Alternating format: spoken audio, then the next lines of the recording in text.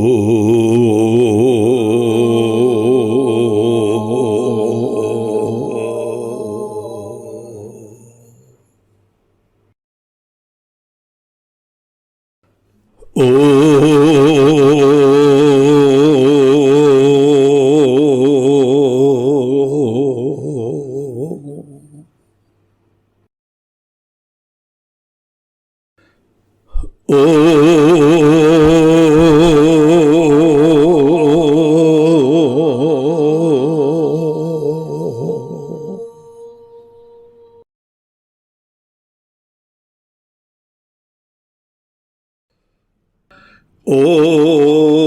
सहना भवतु सहनौ भुनक्तु सह वीर्यं करवावहै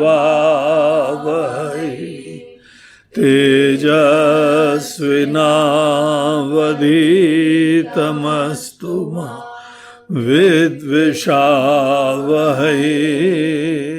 ओम शांति शांति शांति। हरि ओम। जुलाई का महीना प्रारंभ हो गया है और आप सब लोगों ने 24 जुलाई को संभवतः अपने अपने शहरों में, घरों में गुरु पूर्णिमा के पावन पर्व को श्रद्धा से मनाया होगा। गुरु पूर्णिमा ये हम लोगों की संस्कृति में अत्यंत पवित्र पावन पर्व है, जिसमें हम लोग अपने गुरुदेव के प्रति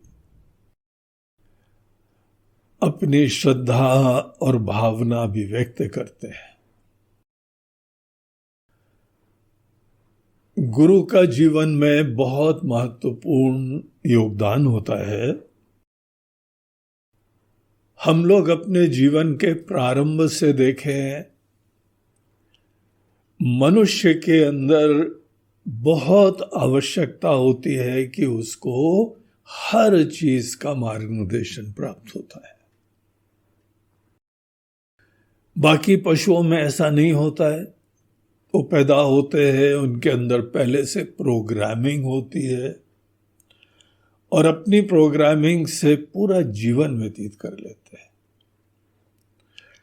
लेकिन मनुष्य की ये विशिष्टता है कि उसका स्लेट बिल्कुल क्लीन होता है, साफ सुथरा होता है। हमारे अंदर प्रेरणाएं पूर्व की अवश्य होती हैं। जीव का जन्म अपने पूर्व जन्म के कर्मों से होता है। यथा कर्म यथा श्रुतम। हमारे पूर्व जन्म के कर्म थे और कुछ समझ थी, प्राथमिकताएं थी, किसी न किसी चीज को महत्व देते थे। उन सब का इंप्रेशन हमारे अंदर पड़ता है और वो ही हमारे जीवन की कंटिन्यूटी का कारण होता है। लेकिन देखिए कितना आशीर्वाद है भगवान का। यद्यपि पूर्व जन्म में हमारे और आपके अंदर कोई संस्कार थे, कोई समझ थी,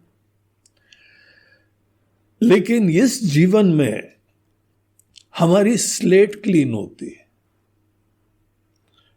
हमारे मन की गहराइयों में प्रेरणाएं भले हो, लेकिन हमारी शिक्षा, हमारे सब दिशा, हमारा ज्ञान, इसको अभिव्यक्त करने के लिए, इसको मूर्त रूप देने के लिए हमारे माता पिता से, हमारे माता पिता हमारे पहले गुरु होते हैं। वो अनेकों चीजों की अवेयरनेस देते हैं। गुरु का मूल रूप से काम क्या है कि वो हमको जीवन में अनेकानेक चीजों की अवेयरनेस को देता है। ये पूरी दुनिया हमारे सामने उपलब्ध है, हमारा मन बिल्कुल ही साफ क्लीन है, और फिर हमारे अंदर अवेयरनेस आती है। खाने पीने की अवेयरनेस, आचरण की अवेयरनेस, किसी के व्यक्ति के बारे में अनेकों समझ की अवेयरनेस, ये माता जी हैं, ये पिताजी हैं, ये भाई बंधु हैं, ये कोई रिश्ते हैं, ये हमारी बड़ी केयर करने वाले हैं। तो भिन्न भिन्न चीजों की देखिए अवेयरनेस चालू होती है।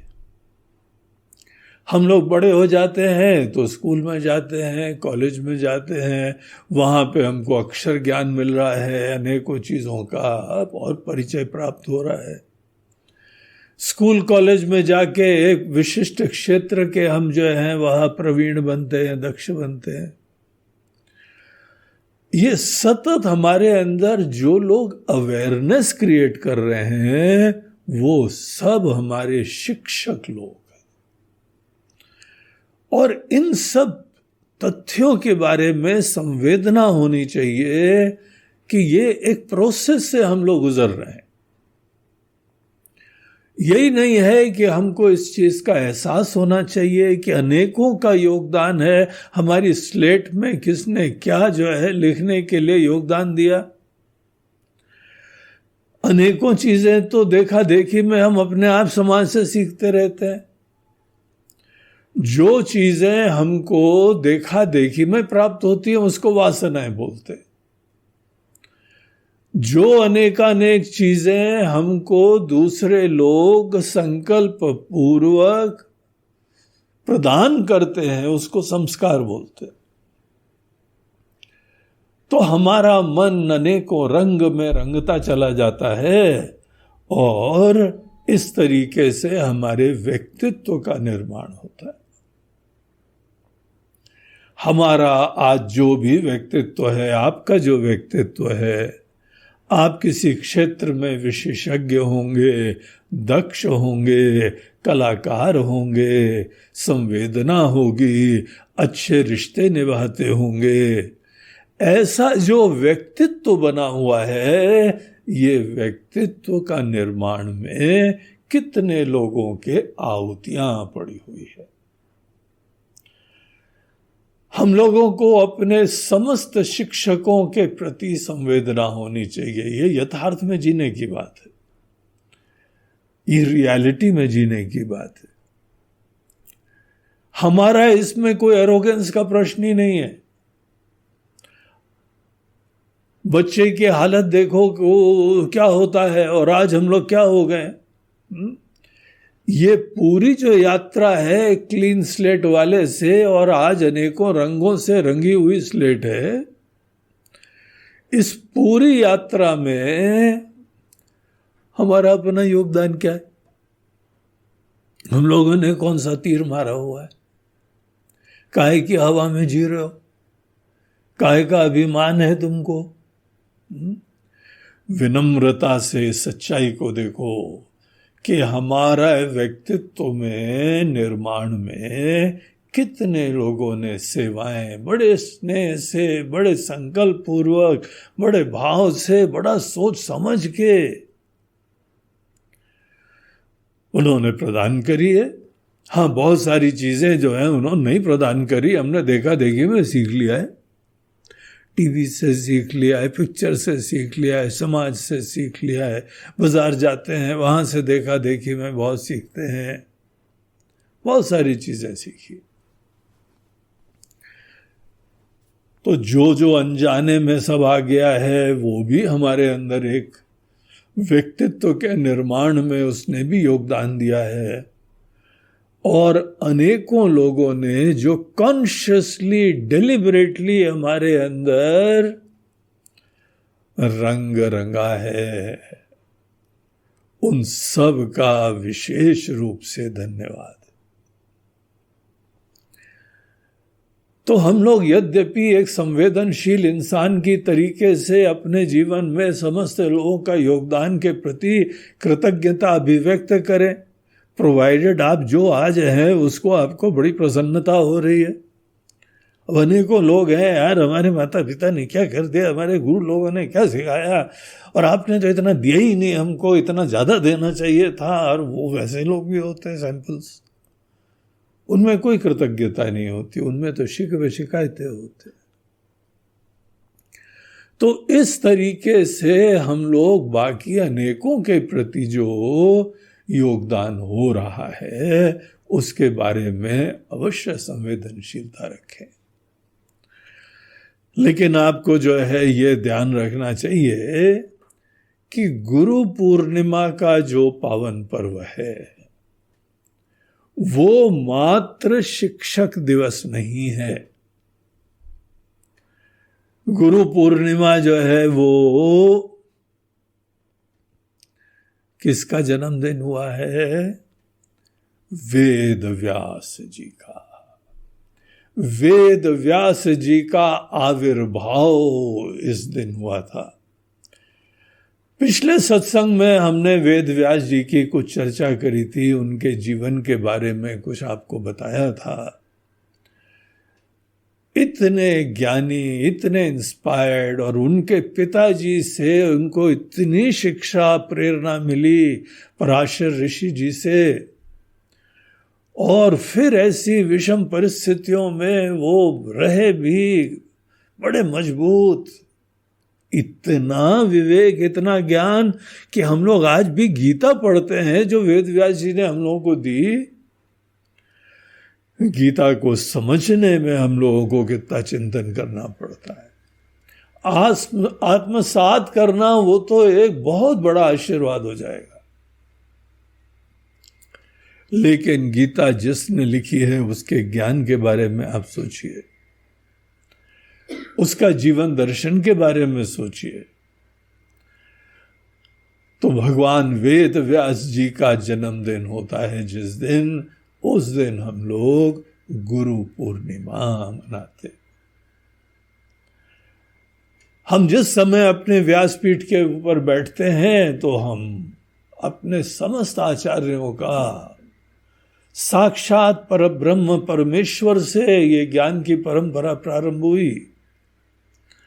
सदा शिव समारंभाम शंकराचार्य मध्यमाम अस्मदाचार्य पर्यंताम वंदे गुरु परंपरा। इस गुरु परंपरा में जो साक्षात महादेव जी से प्रारंभ हुई, सच्चिदानंद स्वरूप सर्वेश्वर जगदीश्वर, उनसे प्रारंभ हुई है। और बीच में वेद व्यास जी, शंकराचार्य जी, ऐसे सब महान आचार्य लोग आए। और हमारे पूज्य गुरुदेव तक, जिन्होंने हमको व्यक्तिगत रूप से ज्ञान देने के लिए संकल्प पूर्वक चेष्टाएं करी है, हमको उनके सबके प्रति कृतज्ञता की अभिव्यक्ति होनी चाहिए। ये इस पर्व का जो है वह प्रयोजन है। लेकिन हम आज आपको जो है कुछ और बता रहे हैं। वो ये है कि हमारे जीवन में जितने शिक्षक लोग रहे हैं, हमारे माता पिता से प्रारंभ होके स्कूल कॉलेज के शिक्षक, या समाज के अंदर और भी बहुत ही प्रेरक व्यक्तित्व जिनसे हमने बहुत सारी शिक्षा ली है, ये सब शिक्षक एक तरफ, और दूसरी तरफ से हमारे जो सद्गुरुदेव होते हैं, भगवान वेद व्यास जी, शंकराचार्य जी और हमारे गुरुदेव, ये सामान्य शिक्षक नहीं है। सामान्य शिक्षक भी गुरु होते हैं। गुरु शब्द तो कॉमन है, वो भी गुरु हैं, उन्होंने भी हमको कुछ सिखाया, बड़ी मेहनत से सिखाया, आपको प्रणाम है। लेकिन एक चीज गुरु पूर्णिमा के इस पर्व के महीने में अभी गुरु पूर्णिमा से हम लोग निकले हैं अपनी कृतज्ञता अभिव्यक्त करते हुए। ये विवेक, ये ज्ञान सबके अंदर परम आवश्यक होता है कि सद्गुरु जो हमको आध्यात्मिक शिक्षा देते हैं, जो जीवन के तथ्यों की शिक्षा देते हैं, वो गुरुदेव और बाकी समस्त शिक्षकों में जमीन आसमान का भेद होता है।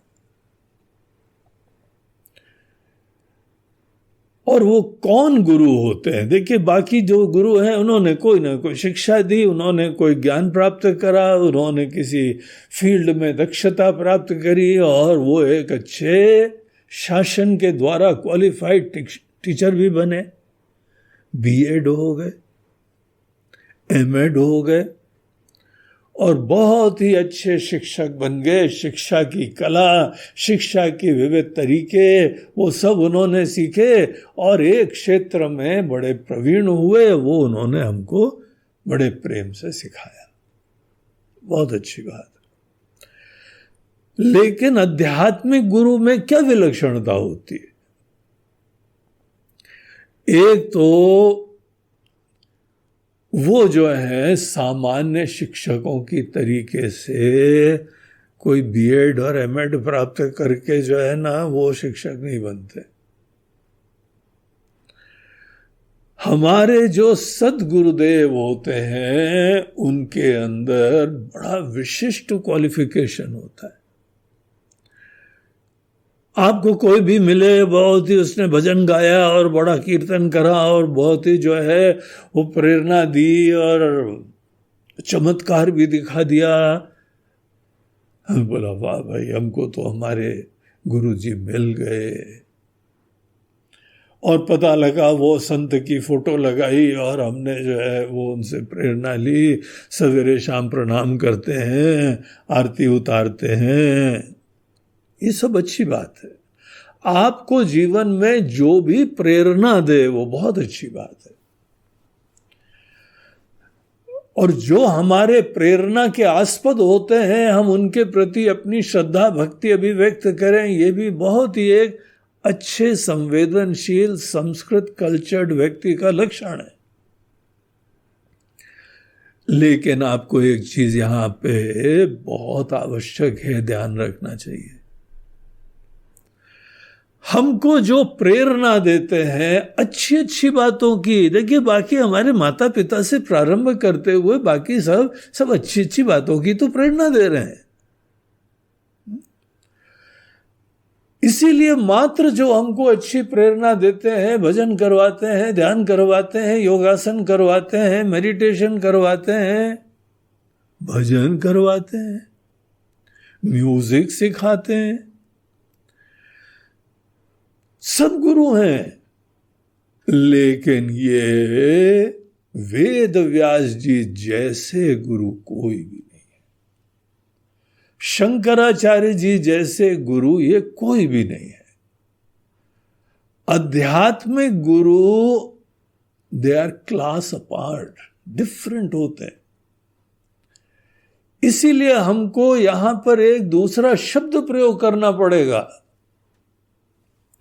कि ये सद्गुरु है। ये सद्गुरु है तो महाराज जी बाकी क्या सब असद्गुरु थे? बोलते हैं सद्गुरु शब्द का मतलब समझने का है। बाकी सब लोग हमको दुनिया में व्यवहारिक चीजें बताते हैं, अच्छा इंसान बनना बताते हैं, अच्छी भावना से युक्त होना बताते हैं, अच्छा व्यक्ति, अच्छा जीव होना सिखाते हैं, जिसके वजह से हम यहाँ पे आदर से जिए, संपन्नता से जिए और किसी क्षेत्र में विशेषज्ञ बन जाएं, दुनिया की सेवा करें।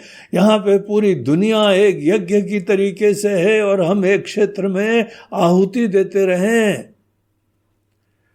एक अच्छा व्यक्ति बनाना सिखाते हैं। और सद्गुरु क्या करते हैं? आध्यात्मिक गुरु क्या करते हैं? शंकराचार्य जी जैसे कोई गुरु क्या करते हैं? वेद व्यास जी जैसे गुरु क्या करते हैं? ये अच्छे इंसानों को नेक्स्ट लेवल पे ले जाते हैं। हमको एक अच्छा इंसान, धर्मनिष्ठ, सद्गुणों से युक्त, भक्ति श्रद्धा से युक्त, ये निर्माण करने के लिए बाकी शिक्षकों का योगदान था। और आपका संकल्प भी होना चाहिए, हमारी उपलब्धता भी होनी चाहिए। हम अब ऐसे व्यक्ति बन गए जिसके जो है मन के अंदर विवेक है, प्रेरणा है, प्रसन्नता है, उदारता है, ऐसे सब सुंदर सुंदर गुण जिसके अंदर विराजमान है, बेसिकली एक बहुत अच्छा व्यक्ति है। वो व्यक्ति जहां पर भी चला जाए, किसी क्षेत्र में चला जाए, किसी भी रिश्तों में चला जाए, अच्छे रिश्ते, वो ऐसा अच्छा व्यक्ति होता है कि रिश्ते अच्छे होंगे। कोई महिला है, किसी के घर चली गई, अगर अच्छी शिक्षा संस्कार है तो वहां पे स्वर्ग बन जाएगा। अच्छी शिक्षा संस्कार से हम लोग स्वर्ग की प्राप्ति वाले नहीं बनते हैं, स्वर्ग के निर्माता बन जाते।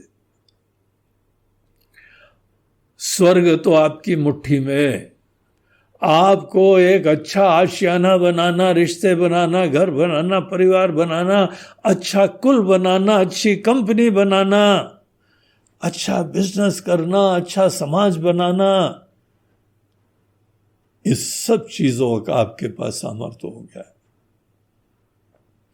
जहां जाओ वहां आशीर्वाद हो जाओ, ये अच्छी शिक्षा संस्कार का फल होता है। अच्छा व्यक्ति बनाना। अगर अच्छे व्यक्तित्व मात्र में संतुष्ट हो तो अभी सद्गुरु के पास जाने की जरूरत नहीं है। अगर अच्छा व्यक्तित्व बनना ही तुम्हारा प्रयोजन था तो जैसे अनेकों लोग के पास जाओ ना, आशीर्वाद जब चरण छुओ तो आशीर्वाद देते हैं, बोलते हैं हाँ बेटा खुश रहो। खुश रहो मतलब ऐसे ही रहो, और फलो फूलो, और अच्छे व्यक्ति बनो, और यशस्वी हो तो बहुत बड़ा आशीर्वाद है, तुम और यशस्वी हो। और आशीर्वाद वही देना चाहिए जो मन के अंदर आकांक्षा हो। अगर आपको अपने आशीर्वाद की वैल्यू रखनी है तो जरा आंख कान खोल के जीना, ये समझने का सामर्थ्य रखना कि वो व्यक्ति की चाह क्या है, सपना क्या है, आकांक्षा क्या है।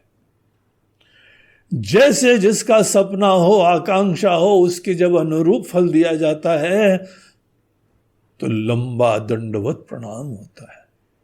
धन्य है महाराज, अहो भाग्य, कृतार्थ हो गए, आपकी कृपा बरसती रहे। आप कैसे समझ जाते हैं कि यही दिल में था?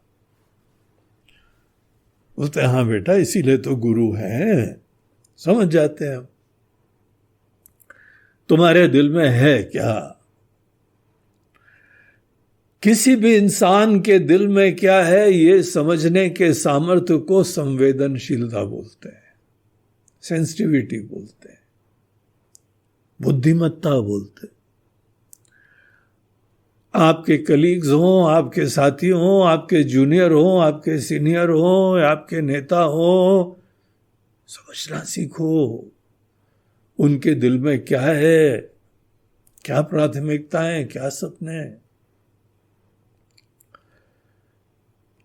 यात्रा तो उस व्यक्ति को करनी है, लेकिन हमको प्रेरणा देनी है। हमको उस व्यक्ति को आगे बढ़ने के लिए, अपने सपनों की पूर्ति के लिए सहायक बनना है, आत्मविश्वास जगाना है, अच्छे मूल्य जगाने हैं। इतना ही योगदान बाकी सब शिक्षकों का होता है। लेकिन सद्गुरु क्या होते हैं? सद्गुरु हमको अच्छे व्यक्तित्व के धनी लोगों को नेक्स्ट लेवल पे ले जाने के लिए होते हैं। अच्छे व्यक्तित्व का नेक्स्ट लेवल क्या होगा? बहुत अच्छा। बोलते हैं चलो वो बहुत अच्छा भी बन गया था, उसके बाद बहुत बहुत अच्छा, बहुत ही अच्छा। बोलते चलो तुम कितने भी विशेषण जोड़ दो अच्छे के पीछे, तो क्या ये एक अच्छे व्यक्तित्व का निर्माण ही एक गुरु का प्रयोजन है? बोलते नहीं, वो थोड़े डेंजरस लोग हैं। हाँ? वो पता क्या करते हैं, उनकी दक्षता, उनका सामर्थ्य, उनकी विशिष्टता किसी और चीज में है। देखिए, व्यक्तित्व तो हमारा एक फूल की तरह होता है।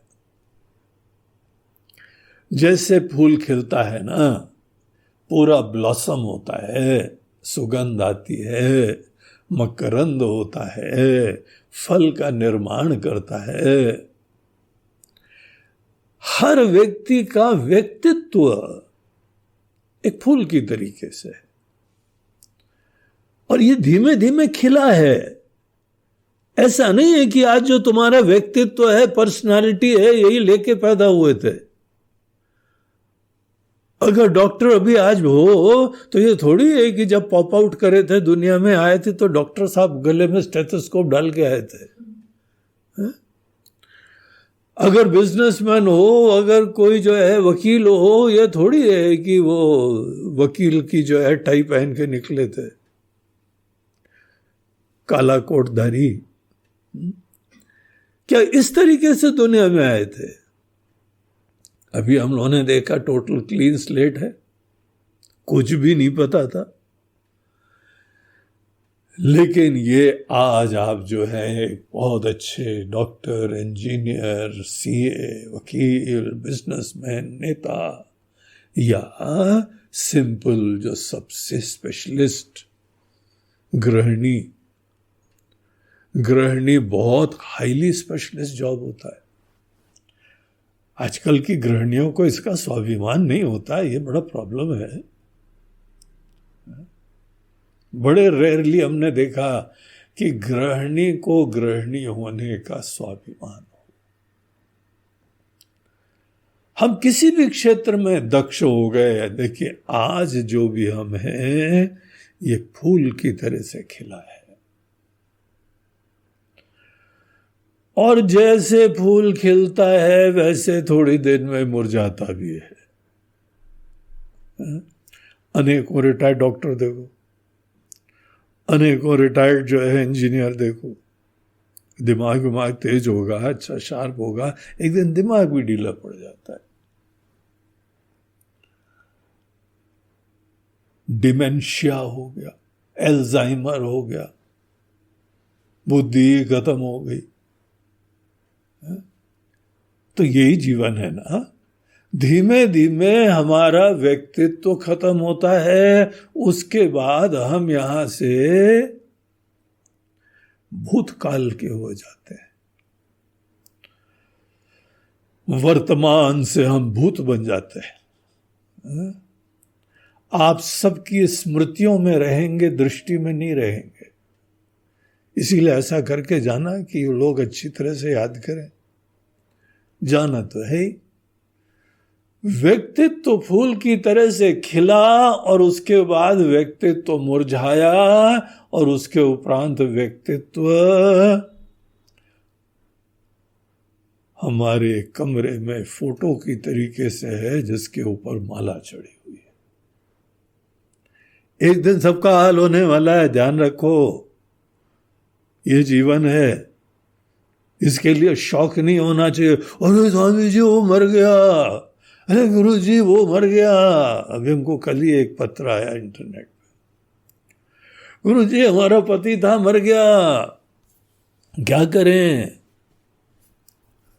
गुरु जी का काम है उसको प्रेम से बताना कि क्या करें। इस प्रश्न का उत्तर देना लेकिन ये देखिए जीवन में यथार्थ है। बाकी सब गुरुओं का काम क्या था? हमारे व्यक्तित्व के निर्माण में सहयोग। वो व्यक्तित्व जो धीमे धीमे बड़ा फलित होगा, बड़ा दक्ष होगा, बड़ा प्रोडक्टिव होगा, उत्पादक बनेगा, सृजनात्मक बनेगा, ऐसे व्यक्तित्व का निर्माण करने में अनेकों का योगदान है।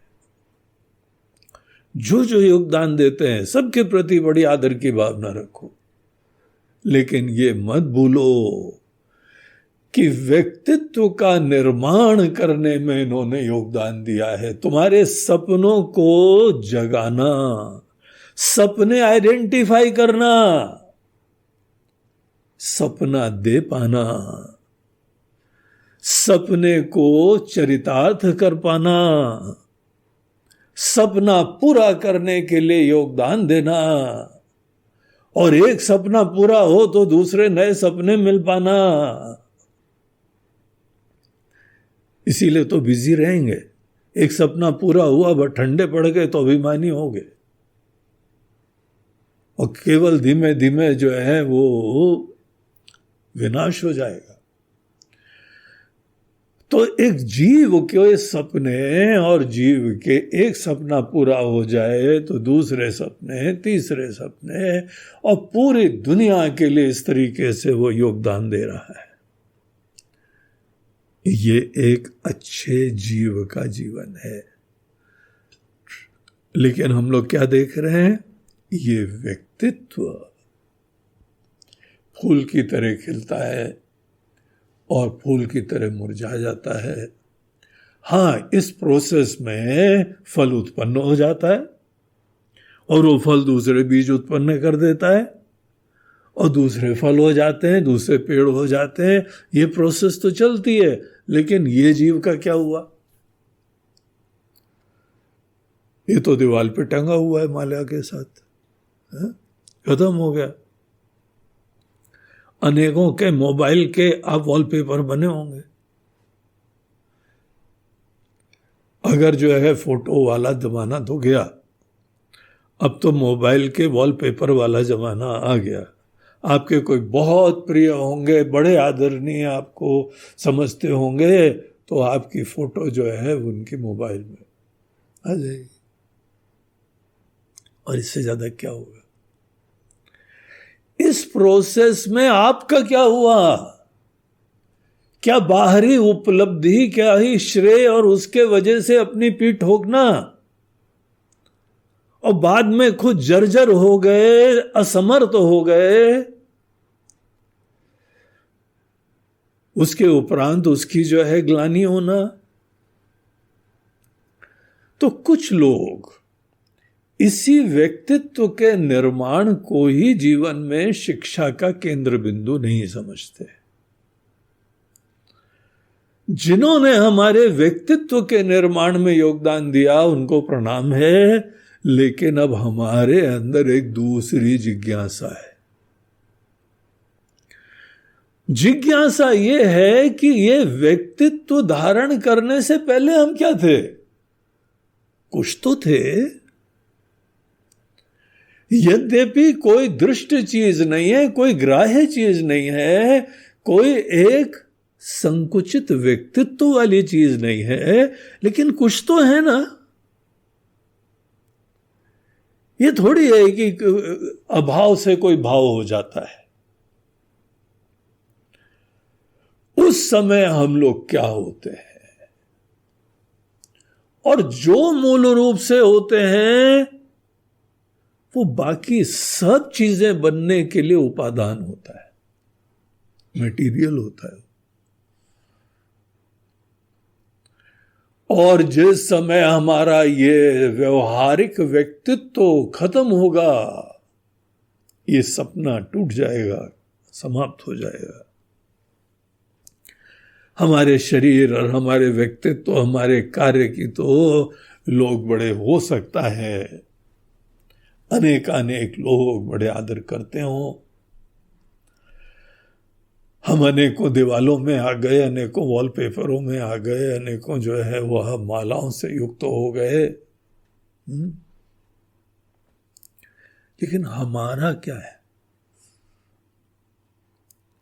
हम तो जो है खत्म हो जाएंगे, जीव खत्म हो जाता है, व्यक्तित्व खत्म हो जाता है। व्यक्तित्व की समाप्ति एक शून्यता लाती है। और जैसे जैसे हमारा व्यक्तित्व खत्म होता है, एक सज्जन बोल रहे थे, गुरु जी हम रिटायर जब हुए तो आखिरी दिन जो हमारा रिटायरमेंट था, उस दिन हमारे मन की बड़ी विचित्र फीलिंग्स हो रही थी। अब हम ये अफसर ही नहीं रहे। कल तक हम अफसर थे और आज हम अफसर ही नहीं रहे।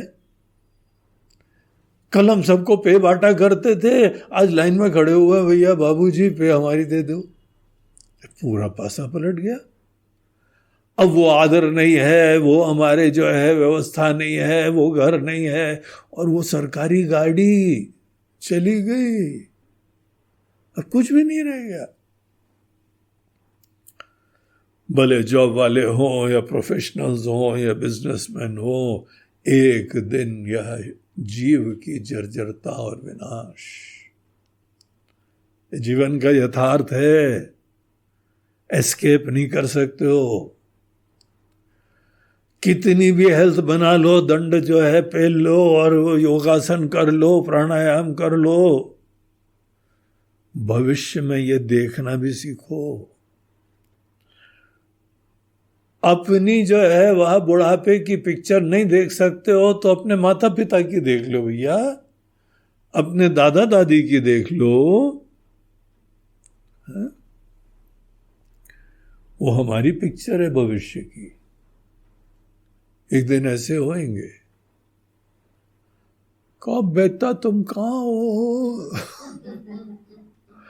दांत के बगैर जब अपने दादा दादी बोलते हैं तो कितने प्यारे से लगते हैं। हमको तो वो प्यारे लगते हैं, लेकिन उनका हाल क्या है बेचारे? रोटी चबा नहीं सकते, गन्ने का तो आईडी ड्रॉप करो, खा ही नहीं सकते हैं। शरीर खत्म होता है, मन के सामर्थ्य खत्म होते हैं, जीव भाव विलीन हो जाता है।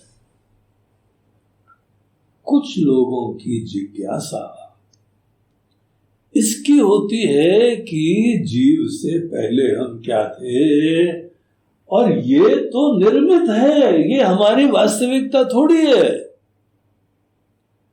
वास्तविकता स्थायी होती है।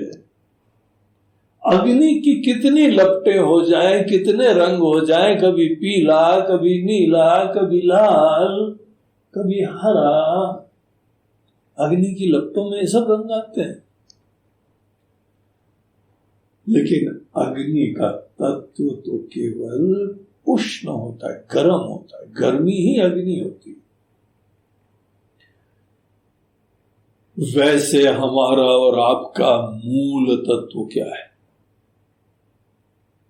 अब हम व्यक्तित्व से किनारे अपने यथार्थ को ढूंढ रहे हैं। अब हमको ऐसे शिक्षक नहीं चाहिए जो हमारे व्यक्तित्व का निर्माण कर रहे हैं। अब हमको वो शिक्षक नहीं चाहिए जो हमारे व्यक्तित्व के अनेकों प्रकार के वैभव और अभ्युदय और अनेकों प्रकार के भोग विलास, नाम शोहरत, ऐसे गुरु जी की हमको तलाश नहीं है। वो तो हमको बहुत सारे मिले हुए। माता पिता से लेके बाकी सब गुरु केवल व्यक्तित्व को ही तो बढ़िया बनाने के लिए योगदान देते हैं। लेकिन आज हम ऐसे पड़ाव पे खड़े हुए हैं जहां पे हमको एक विलक्षण जिज्ञासा है। जो निर्मित होता है वो स्थायी नहीं होता है, जो क्रिएटेड होता है वो नश्वर होता है। जिस चीज का भी निर्माण होता है, सृजन होता है, वो नश्वर चीज होती है। इतना हमको रियलाइज हुआ। और इसीलिए यद्यपि हमने व्यक्तित्व रूपी फूल को, पूरे बूके को बहुत सुंदर बनाया, बहुत सुंदर सजाया, लेकिन आज हमारी अब ये बुके और ये फूल, इससे अलग जिज्ञासा है। हम शुरुआत में थे क्या? और जब ये सब चीजों बन रहे थे या बन गए थे, अनेकों सपने पूरे कर लिए थे, इसके अधिष्ठान में क्या विराजमान था? वो हम कौन थे जो ये समस्त चोले धारण कर रहे थे, उपाधियां धारण कर रहे थे। जो उपाधि धारण करने पे ही विशिष्टता अनुभव कर रहा है, भले जो है वो कोई प्रोफेशनल हो, रिश्ते हो, नाते हो, या कोई अनेकों प्रकार के बाबा जी बन गए, अधिपति बन गए, मंडलेश्वर बन गए, ये सब भी बने हैं, ये हम थोड़ी है।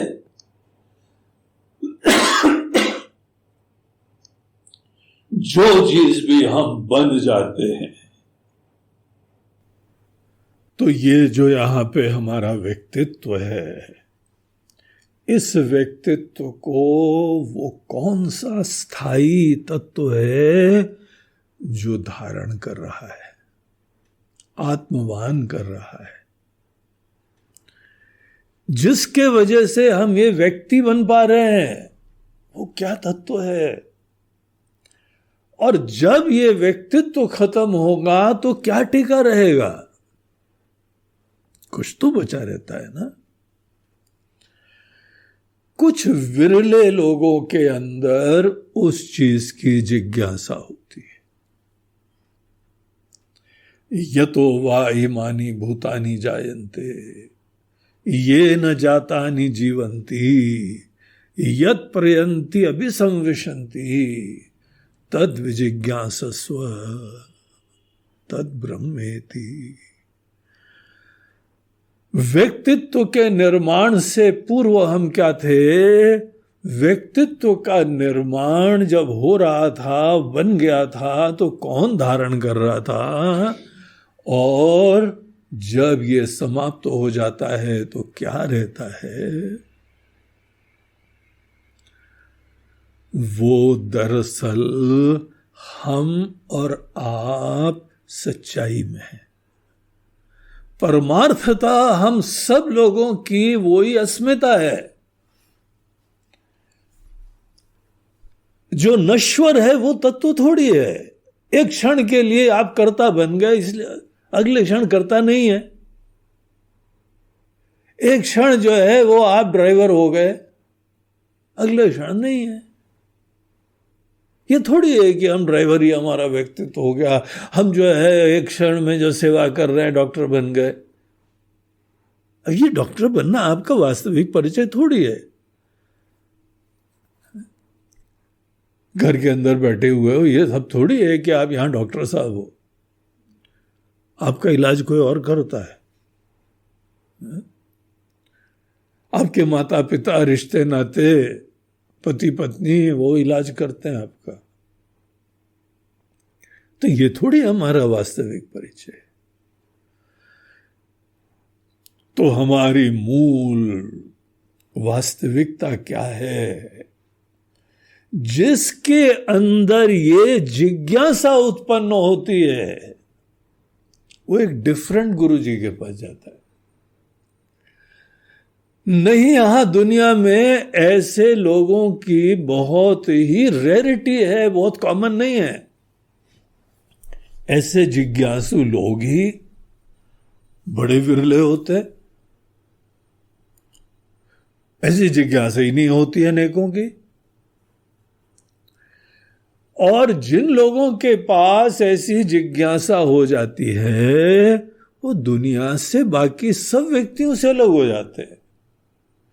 वो दुनिया की रेस से अलग हो जाते हैं।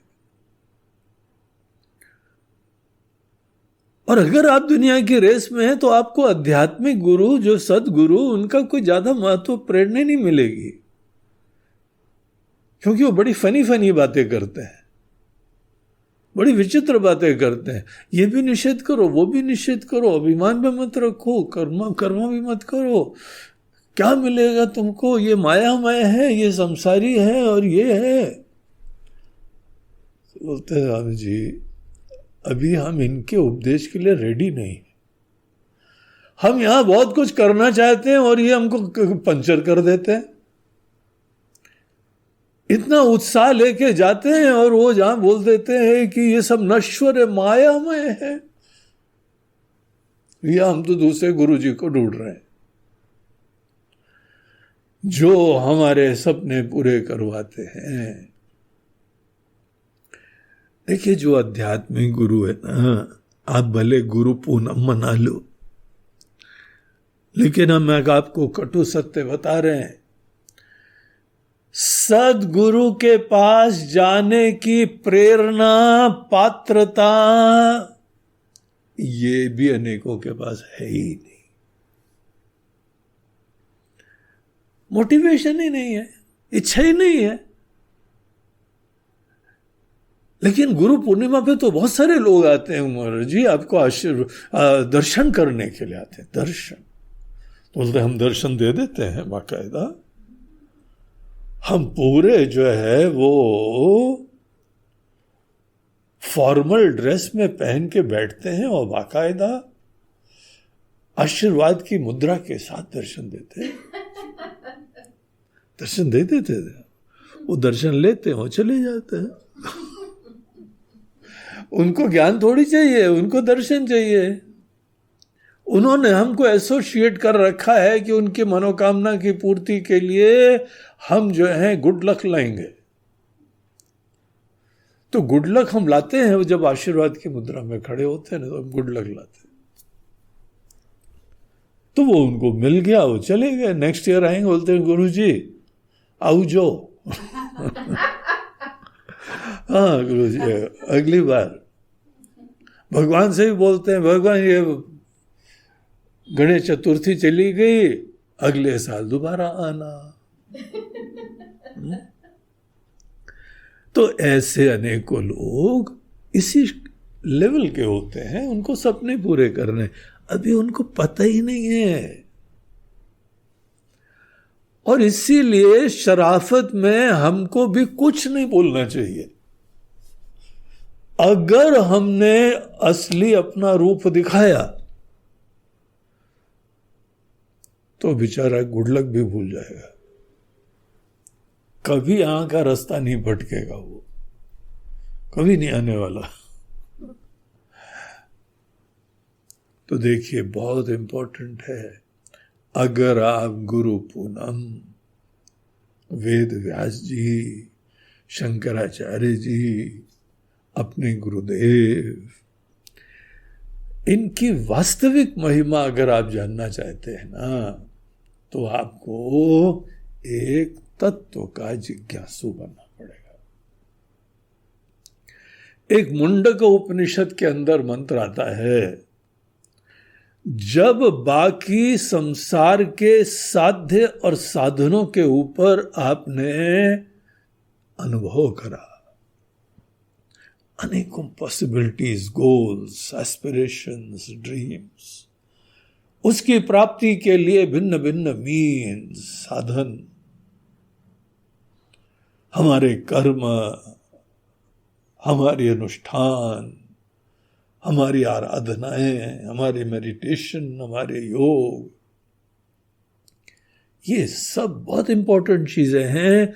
लेकिन काहे के लिए?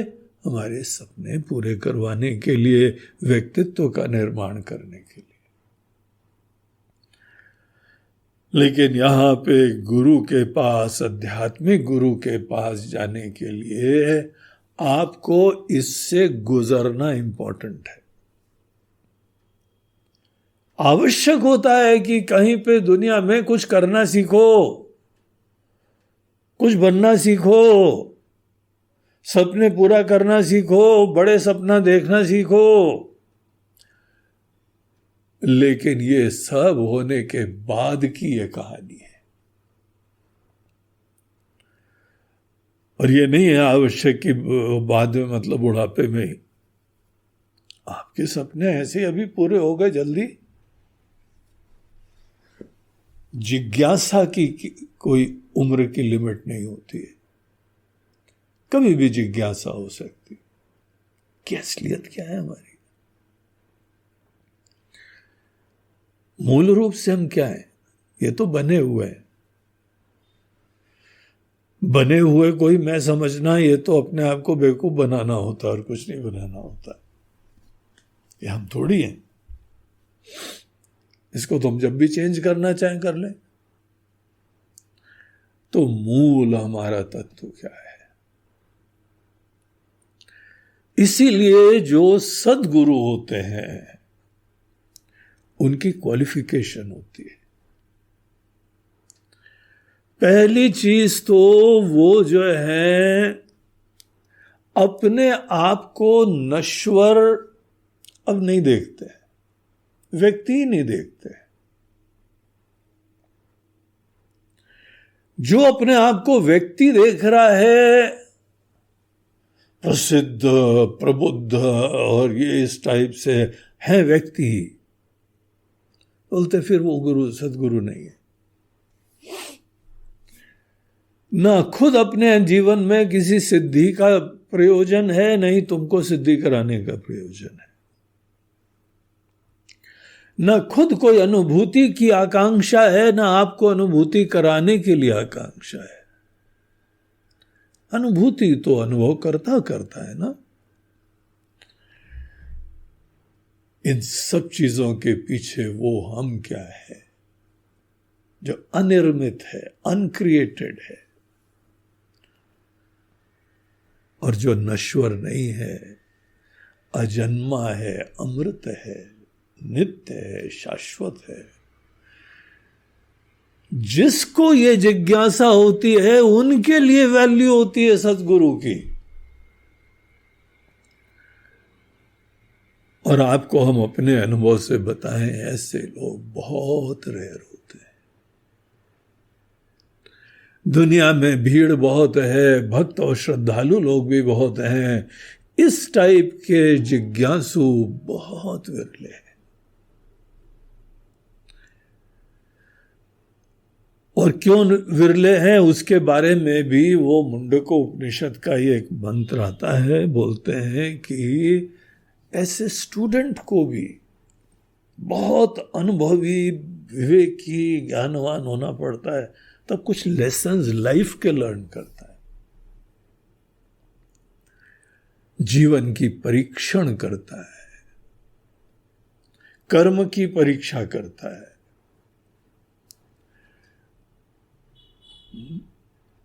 परीक्ष लोकान कर्मचितान ब्राह्मणः निर्वेद मायात नास्त्य कृतः कृतेन।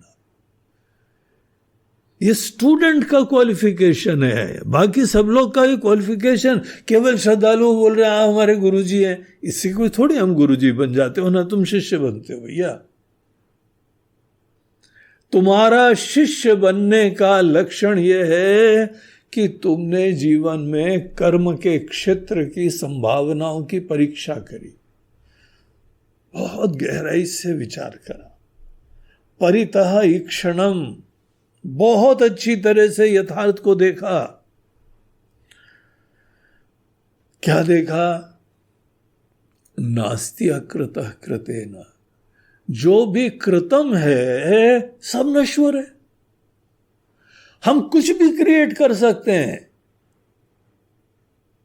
आज तक हमने बहुत कुछ क्रिएट करा हुआ है, लेकिन आज के समय जो जो हमने भूतकाल में क्रिएट करा था वो केवल हमारी स्मृतियों में रह गया है। और आगे भी जो हम क्रिएट करेंगे सब नश्वर होने वाला है। यद्यपि हमको क्रिएट करने का सामर्थ्य आना चाहिए। जो क्रिएट करें सुंदर करें, अद्भुत करें, दिव्य करें, सबके लिए आशीर्वाद बने, ये सामर्थ्य होना चाहिए। लेकिन ये भी तो बात फैक्ट है कि जो कुछ भी हम क्रिएट करते हैं सब क्षणिक होता है। नश्वर होता है। और जो खुद ही नश्वर होता है वो हमको जो अनक्रिएटेड है उस दुनिया में जगाने के लिए कहां योगदान दे सकता है। तो जो अकृत है, जो अनक्रिएटेड है, जो शाश्वत है, जो अजन्मा है, जो अमृत है, जो तत्व है, वो कभी भी कर्म से कुछ भी हम कर लें, कर्म के क्षेत्र की सीमा है, लिमिटेशन है। कर्म बहुत अच्छा सामर्थ्य है, लेकिन कर्म से सदैव नश्वर चीजें हम बीन के लाते हैं, क्षणिक नश्वर, यही हम मोती बीन के लाते, यही फूल चुन के लाते, जो कुछ समय बाद ही मुरझा जाने वाले हैं। कभी भी कर्म के द्वारा शाश्वत नित्य तत्व की प्राप्ति होती ही नहीं है। इतनी मैच्योरिटी स्टूडेंट में होनी चाहिए, तब गुरुजी के बाद जाने के पात्र बने हो। गुरुजी की महिमा तो अभी समझ में नहीं आएगी, जाने के पात्र बने हो। आज नहीं जा पाते हो इसीलिए क्योंकि आज उस स्टेज में नहीं खड़े हो। आज तो गुरुजी का दर्शन करना है मनोकामना की पूर्ति के लिए, और गुरुजी बाकायदा दर्शन दे देंगे तुमको। उससे आगे न तुम्हारी इच्छा है न कोई विचार है। इसीलिए भले तुम अपने आप को शिष्य कहो, गुरुजी तुमको शिष्य नहीं कहते। गुरुजी तुमको एक साधक समझते हैं, जिसको अभी दुनिया की नश्वर चीजों की सिद्धि की साधना, इसको साधना है तुम्हें। तो क्या हमको शाश्वत की, तत्व की, स्थायी की, अमृत की जिज्ञासा है? अनेकों लोगों को अजन्मा अमृत की जिज्ञासा इसलिए नहीं होती है क्योंकि उनको अनित्य की पीड़ा होती है। वो भी मजा चाहिए, वो भी लड्डू चाहिए वैसे। महाराज जी बाकी हमने अनेकों चीजें प्राप्त कर ली, धन दौलत भोग विलास सब प्राप्त कर लिया, अभी भी लड्डू बचा हुआ है, वो भी लड्डू खिला दो आप। बोलते नहीं, ये खाने के लिए ऐसा नहीं होता है। जीव के खाने के लिए ये लड्डू ही नहीं होता है। आपको पता है कि अजन्मा अमृत की प्राप्ति करने के लिए आपको मरना पड़ेगा? नहीं महाराज जी, मरने के पहले कुछ करवा दो, मरने के बाद तो फिर क्या प्राप्त होगी? बोलते नहीं, वो मरना नहीं। शरीर तुम्हारा रहना चाहिए, लेकिन जीव तुम्हारा मरना चाहिए। एनीवे, उसको क्या करना चाहिए क्या नहीं करना चाहिए ये तो गुरुजी बताते हैं, लेकिन ये बात समझो, आध्यात्मिक गुरु की महिमा क्या होती है। और जब व्यक्ति अपने अंदर इतने वैराग्य से, मात्र विवेक और वैराग्य से, सामर्थ्य भी होना चाहिए। सामर्थ्य यह है कि कोई भी अनित्य की सिद्धि कर सकते हैं, लेकिन विवेक यह है कि जो भी हम कर्म से निर्माण करते हैं वो कुछ स्थायी नहीं होता है। इसीलिए अब हमारा बहुत पैशन नहीं रहा है। एक समय होता है कि हाँ हमको ये भी मेडल मिले और ये भी प्राइज मिले और ये भी जो है कप मिल जाए और ये ट्रॉफी मिल जाए, ये ओलंपिक का मेडल मिल जाए, ये पद मिल जाए। एक समय हमारे अंदर बहुत उत्साह था। अब हमको यद्यपि प्राप्त करने की कला है, सामर्थ्य है, लेकिन अब हमारा कोई पैशन नहीं है उस चीज के लिए। ऐसा वैराग्य, ऐसा विवेक ये हो तब किसी सद्गुरु के पास जाने का समय होता है। और ऐसे लोग ही उनकी महिमा जान सकते हैं। और गुरु भी कोई भी नहीं चलेंगे। बड़े प्रसिद्ध हैं, बड़ा नाम है, वो तो बिल्कुल नहीं चलेंगे। वो कोई क्वालिफिकेशन ही नहीं होती है। क्वालिफिकेशन ये होती है अपने अंदर तृप्त होना और शास्त्रों के पूरे विज्ञान से अवगत होना। बस इतनी मात्र चीज होनी चाहिए, तो वो ही हमको तत्व का ज्ञान देते हैं। तो जो हम लोग ये गुरु पूनम का पर्व मनाते हैं, इसकी महिमा समझिए। जब हम बोलते हैं कि भगवान वेद व्यास जी, शंकराचार्य जी हमारे गुरुदेव, ये लोग कौन लोग होते हैं और हमको इनका आशीर्वाद कब मिलेगा? इनका कोई सामाजिक, लौकिक और व्यवहारिक गोल्स ही नहीं है। और जिनके ये कोई दूसरे गोल्स नहीं है, वो ही यहां पे एंट्री प्राप्त करते हैं, वही इनका आशीर्वाद लेते हैं। तो सबको हमारी यही प्रेरणा है कि आप लोग पहले तो अच्छे व्यक्तित्व का निर्माण करिए, दिव्य व्यक्तित्व सिद्ध करने के लिए, कोई लक्ष्य की सिद्धि के लिए।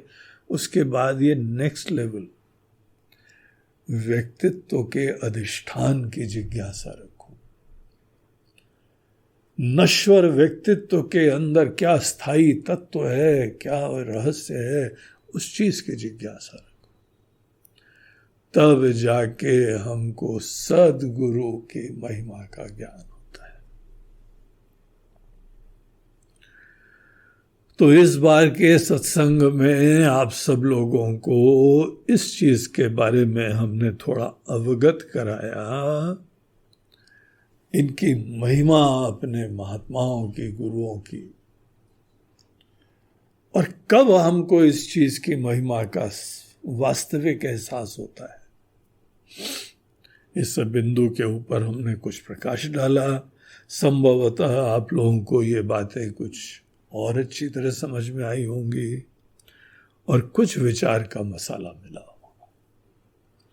इसके साथ ही ये सत्संग इस सुंदर महीने का, गुरु पूनम के बाद श्रावण का महीना प्रारंभ हुआ है। बड़ा दिव्य पवित्र महीना है, महादेव जी की विशेष आराधना के लिए है। कोई मंगल कार्य अब नहीं हो सकते हैं क्योंकि देवता लोग सो गए हैं। देव शयनी 11 के बाद ही सब देवता लोग विश्राम करते हैं।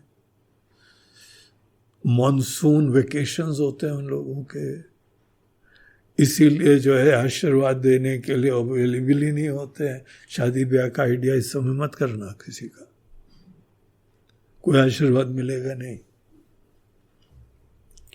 अगर आपको इन चीजों की वैल्यू है तो केवल ये समय भगवान के भजन पूजन में लगाओ और धीमे धीमे अच्छे व्यक्तित्व के धनी बनिए। और फिर समय आएगा जब आपको इसके भी आगे की चीजों की जिज्ञासा हो। ओम नमः पार्वती पते, हर हर नर्मदे हर, बोलो गंगा मैया की।